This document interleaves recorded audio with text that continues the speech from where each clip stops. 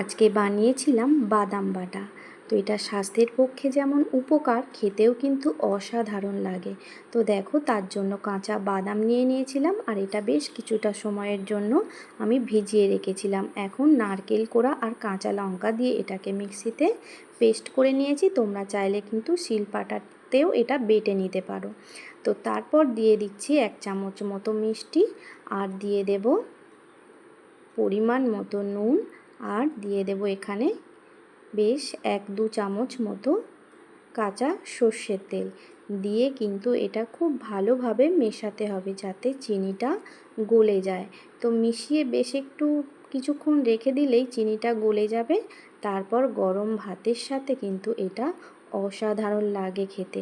তোমরা একবার ট্রাই করে দেখতেই পারো। আর যদি ভালো লাগে এটা লাইক কমেন্ট করে একটু শেয়ার করে দিও।